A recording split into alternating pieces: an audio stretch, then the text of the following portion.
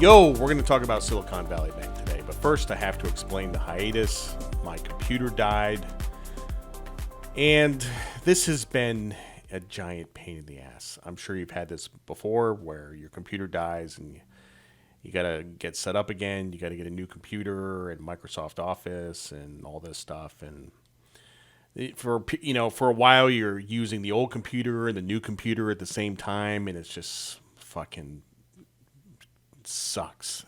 Like, it's really been terrible. But I'm mostly set up at this point, and I'm set up enough to begin the podcast again. So here we are. We're going to talk about Silicon Valley Bank. So, Silicon Valley Bank was run by a bunch of complete idiots. And I should be a little bit more charitable. I mean, they're good at doing what they do. You know, they're basically a Jiffy Lube for venture capital funds. And they know a lot about tech and they know a lot about venture capital. As it turns out, they knew nothing about finance. Because what they did was they bought a bunch of low coupon treasuries and mortgages with infinite duration and didn't hedge the interest rate exposure and got sconed. I mean, their fixed income portfolio was down like 30-40%. So they lost $2 billion. Oh, my God. So one of the things we've been doing in the last week or two is we've been trying to figure out, what other banks have similar exposure. I mean, because when rates go up, it affects everybody. And so people are like, this is like the great Wall Street game. Like, who's next? So is it First Republic or somebody else? So now, Silicon Valley Bank was a rich person's bank. Okay, they didn't just take anybody. You had to be pretty much in the Silicon Valley community. You had to have assets, and they basically were made up of 35,000 customers that had, on average, $4 million in the bank.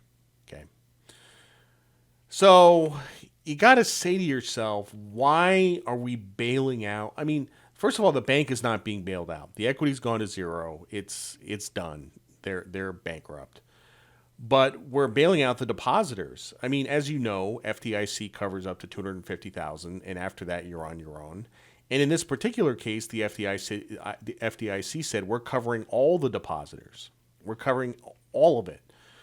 So this is going to cost about $60 billion. And remember, this is not taxpayer money.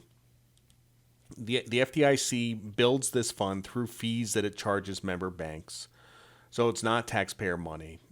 But out of the $120 billion that they had, this is going to use up about half of it.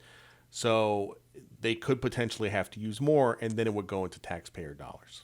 So why does deposit insurance exist? I mean, this is sort of an artifact of the Great Depression. I mean, there was a ton of bank failures in the Great Depression. And really, I don't necessarily philosophically disagree with deposit insurance. I don't. Because nobody really has the time or the inclination or the sophistication to do due diligence on a bank and figure out whether it is creditworthy or not. Like, nobody has the ability to do that. I mean, I do. But even though I have the ability, I'm not that diligent. Like, I probably, if I put my money in a bank, I wouldn't open up the hood and see what's inside and, figure out if it was safe or not, because I just have other shit to do, and everybody else does. And the other thing that deposit insurance does is it gives people confidence in the banking system. Now, maybe it's a sense of false confidence, but people need to know that their money is safe in the bank. And like I said, I don't necessarily disagree with the premise of deposit insurance. Okay. Now, I want to say that as of about 2009, deposit insurance used to be $100,000, and now it's $250,000, and now, of course, it's infinity. So, we don't really have the ability to back every single deposit in all banks in the United States. Banks have about $22 trillion in deposits. I mean, I'm sure, if every bank went bankrupt and we covered $22 trillion, that would basically double the size of the national debt, and that would have a lot of other consequences. But we should not be in the business of insuring unlimited deposits. We should keep it to the $250,000. So, Again, no taxpayer funds were harmed in the making of this bailout, yet this is all out of the FDIC. So then there are some other banks that took a dirt nap. First Republic is one of them. This is ongoing as I'm talking to you right now. They're trying to sell to somebody else. But I think the problems at Silicon Valley Bank and First Republic are pretty unique. And I don't think that there is going to be a wave of bank failures. Okay. So, but the lesson here is that banking is based on confidence, and confidence can evaporate overnight, which is what we saw, which is why the government did what it did. So, now at the moment, I don't have much money in the bank because I've been writing checks to the builder for the house. So I actually don't have that much. I just don't have that much money in the bank. So I have a lot of money in gold and I have a lot of money in real estate. It's actually outside the banking system at the moment, which just is kind of a happy coincidence, you know. But I said before that the Fed was going to hike rates until they broke something, and they eventually did. And now we have a Fed meeting next week, and, the Fed are they going to hike 25? Are they going to hike 0? What are they going to do? Well, they should really not hike at all. They should maintain rates here. And if they hike 25 basis points, I think the consequences of that are going to be pretty severe. And what that's going to demonstrate on the part of the Fed is just a complete lack of intellectual flexibility, right? Like, we're on this path. We're going to keep going this direction. It doesn't matter what happens. And if you're a policymaker, if you're the Fed, like, you have to react to new information, So I think they're going to fuck it up. I do. What else? But the biggest takeaway from all of this, and I was talking about this for weeks in the Daily Dirt Nap, everybody was short bonds in the front end of the yield curve, 2 years, 3 years, 5 years. Everybody was short the front end, which was a pretty easy trade. The Fed's been hiking for a year. They communicated all these hikes, and everybody's short the front end. It's an easy trade. Rates kept going up and up and up. And I kept talking about in the newsletter, I kept talking about how crowded it was getting. And I said people are just believing that we're going to have rate hikes forever. And I just talked about how crowded it was. And boy, was it crowded. Because on the day that Silicon Valley Bank failed, or maybe the day after, we had the biggest move in 2-year interest rates since the crash of '87. It was a panic, get me out, liquidation event. Like, it was one of the biggest short squeezes I've ever seen in anything in my entire life. You had a 100 basis point move in the 2-year note. That is insane, right? So it was actually a 13 standard deviation event. Man. And that's not supposed to happen. It's not supposed to happen in billions and billions of years.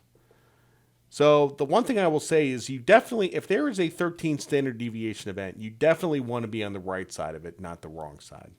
So what should you be doing in times like this? Well, if you have less than 250 grand in the bank, then don't worry about it. You're fine. If you have more than 250 grand in the bank, you can always move it to some other banks, but that's kind of a pain. One thing you can do is you can buy T-bills, right? Through your brokerage account or through Treasury Direct or something, you can buy T-bills directly. And that's easy to do. You can also buy gold, right? You can buy Bitcoin. I don't recommend buying Bitcoin. Bitcoin is pretty volatile, but Bitcoin has been doing well in this crisis on the idea that it's probably safer than having your money in the bank. Now, I don't agree with that, but that's what the market is doing. So, or you can have your money in a too big to fail bank, right? So Wells Fargo, B of A, Citigroup, banks like that, like, if you have your money in a too big to fail bank, you're probably going to be safe because those banks will get bailed out. Depositors are going to be protected, at least in the United States. So, and one thing that kind of sucks about this is I'm not sure why Silicon Valley Bank became so politically important. Why are we bailing out Richie Rich and all his rich friends? So, oh, well, sure. Yeah, that's why.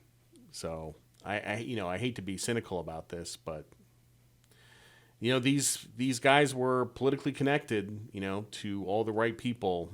So that you would be fooling yourself if you said that didn't play a role in what's going on here. So I assure you that if Conway National Bank in South Carolina went under, that they would not be bailing out unlimited amounts of deposits for sure. So I'm actually being serious about the T-bills, right? Or money market funds. I mean, just as a general rule, you want to spread your money out, right? Like, you had some people in Silicon Valley Bank who had millions of dollars, like substantially all of their money in this bank and nowhere else. Put it in some T-bills, put it in some gold, put it in some money market funds, spread it around. You know what I mean? Just in case. So people, I don't know. Like, I can't deal with this concentration of risk. It's not good to have all your money in the same place. As usual, the financial markets are very, very stupid. Carl Icahn once said, "Some people make money off of artificial intelligence. Me, I make money off of natural stupidity." So, on a personal note, I had my party in New York last week. I probably didn't talk about it on the podcast because I wasn't on the podcast, but I had a party in New York. It's fantastic. Lots of people showed up. Great time, dancing, all this stuff. I have a gig at a local club at a college at Coastal Carolina on March 23rd. So I'm looking forward to that. And aside from that, I'm just hanging out. I'm going to be taking my last class at school and generally being a lazy sack of shit, just chilling out. I will say that the newsletter business is pretty terrible these days. It is atrocious. It is really bad. There's a lot of fear out there. People don't want to subscribe to research. They don't want to read stuff. They're disengaged from the markets. And this is really the first drawdown that I've sustained in subscription revenue in my career doing the Daily Dirt Nap. So anyway, if you've been listening to the Be Smart podcast and you've always been interested in the Daily Dirt Nap, why don't you drop me a line and tell me that you heard about me on the Be Smart podcast and give you a little break. So, thanks for listening to the Be Smart podcast. I'm Jared Dilly, and see you next time.